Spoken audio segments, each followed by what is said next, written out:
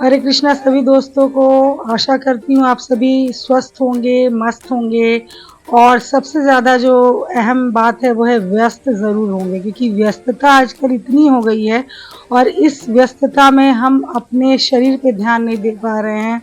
और स्वस्थ रहना कितना आवश्यक है ये आप इसी से जान सकते हैं कि कहा गया है अंग्रेज़ी में कि when wealth is lost nothing is lost but when health is lost everything is lost। तो अपने स्वास्थ्य का ध्यान रखना इतना आवश्यक है। ये वीडियो हमने शूट किया था, शनिवार का दिन था। तो आपको बताऊं, हमारे स्कूल में कोई भी पीटी का टीचर अभी शारीरिक शिक्षक नहीं आया है, तो हम लोग जितने हैं स्वयं से मिलजुल कर बच्चों को करा देते हैं और बड़ा ही अच्छा लगता है कराने में। बच्चे भी बड़े उत्साहित होते हैं, क्योंकि सबसे बड़ी चीज़ होती है कि हम टीचर्स भी साथ में मिलकर करते हैं। हमारा भी एक इसमें स्वार्थ होता है कि घर पे तो हम लोग कर नहीं पाते हैं, तो जो भी समय मिला है इसमें अपने शरीर पे हम भी ध्यान दे लें, बच्चे भी खुश और हमारा भी स्वास्थ्य लाभ हो जाता है। तो हिंदी की एक कविता है छठी क्लास पे, उसमें लिखा है कि अगर तू जिंदा है तो जिंदगी की जीत पर यकीन कर, अगर कहीं है स्वर्ग तो उतार ला जमीन पर। तो दोस्तों सही कहा गया है ये, क्योंकि अगर स्वर्ग कहीं है तो यही है।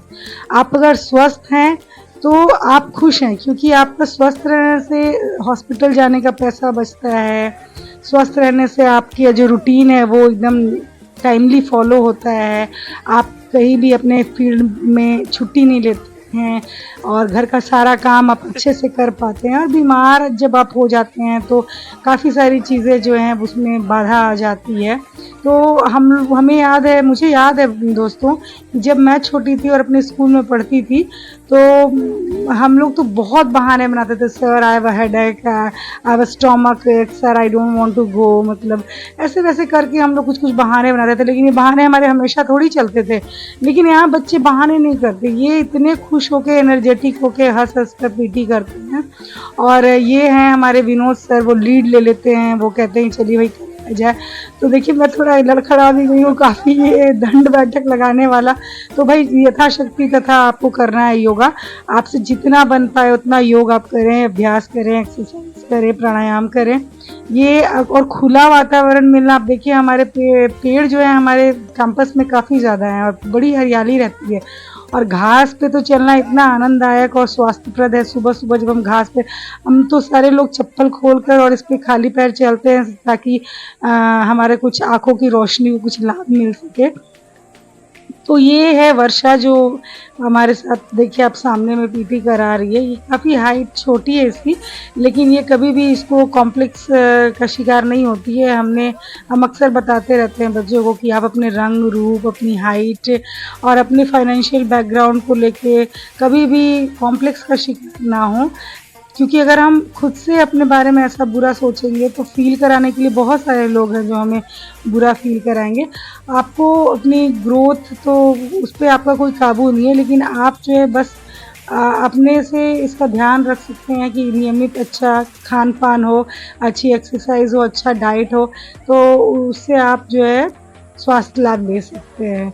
तो बच्चों का उत्साह देख के जो है हमारा भी उत्साह जो है दुगना हो जाता है। हम भी चाहते हैं कि सारे बच्चे स्वस्थ रहें और हम भी स्वस्थ रहें। और ऐसे शनिवार को बता दूं कि स्कूल्स में जो है बैगलेस कर दिया गया था बिहार में, लेकिन चूंकि अभी 1 बजे तक रुकना है तो कितना बैगलेस होगा। काफ़ी सारे प्रोग्राम है, सुरक्षित शनिवार है और बहुत सारे अवेयरनेस प्रोग्राम्स चलाए जाते हैं, कुछ कहानियों के माध्यम से शिक्षा देते हैं। और आपको पता हूँ, पाठ्यचर्या और पाठ्यक्रम ये 2 चीज़ें होती हैं। पाठ्यक्रम तो वो होता है जो किताबी ज्ञान हम बच्चों को देते हैं, लेकिन पाठ्यचर्या में आपको हर चीज़ सम्मिलित है। एनसीएफ 2005 भी कहता है कि बच्चों को किताबी ज्ञान से बाहर जोड़ के आपको रखना है।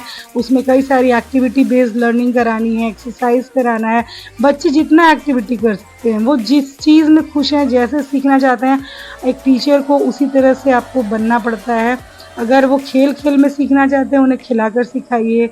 अगर वो पढ़ना चाहते हैं क्लासरूम में तो पढ़ाइए। अगर गाकर करना चाहते हैं, मतलब एक्टिविटी बेस्ड लर्निंग, आप सिंगिंग भी सिखाइए उनको, डांसिंग में भी अगर इंटरेस्ट है तो कराइए, पेंटिंग कराइए, एक्सरसाइज, गेम। और आप हर वो चीज़ जो करा सकते हैं जिनसे वो नया नवाचार सीखे, वो आपको कराना है। और आप देखिए यहाँ पे तो सबसे बड़ी बात यह है कि जब आप बच्चों को कहते हैं एक्सरसाइज करने के लिए तो आपको खुद करना पड़ेगा, स्वयं से करना पड़ेगा। अगर आप स्वयं नहीं करते हैं तो बच्चों को के लिए आप प्रेरणा स्रोत नहीं बन सकते। यहाँ एक कहानी आपको सुनाना चाहूँगी। भगवान बुद्ध के पास एक महिला गई थी जो चाहती थी कि उसका बच्चा गुड़ खाना छोड़ दे। उन्होंने कहा बुद्ध भगवान से कि आप कहेंगे तो बच्चा मान जाएगा। भगवान बुद्ध ने उसे दूसरे दिन आने को कहा। तो दूसरे दिन जब वो बच्चे को लेके महिला पहुंची तो भगवान बुद्ध ने उसे समझाया बड़े प्यार से और बच्चा मान गया गुड़ खाने से। उसने मना करने पे वो मान गया कि मैं नहीं खाऊंगा ज़्यादा गुड़। तो महिला ने पूछा कि प्रभु जी आप तो ये तो पहले भी आप मना कर सकते थे, कल भी उसे बना कर सकते थे। तो भगवान बुद्ध ने कहा कि जब मैं स्वयं उस चीज़ को करता हूँ तो मैं बच्चे को कैसे मना कर सकता हूँ। मुझे पहले खुद से गुड़ को छोड़ना पड़ेगा, तब तो मैं उसके फ़ायदे और नुकसान बता सकूँगा। तो जब आप बच्चे से कह रहे हैं कि बच्चे तुम सुबह उठो, एक्सरसाइज करो, अच्छा काम करो, तो एक टीचर और एक पेरेंट्स होने के नाते आपको भी पहले उन चीज़ों को करना पड़ता है, तभी बात बनती है और बच्चे मानते हैं। देखिए एक्सरसाइज करने में महिलाओं की संख्या ज़्यादा है, तो नीतीश कुमार का एक गीत सुनाऊंगी आपको सुनाऊंगी एक गीत जो बच्चे गाते हैं कि ठीके करला नीतीश कुमार बिहार में आई के महिला के आरक्षण दिला चेयर पे बैठाए के।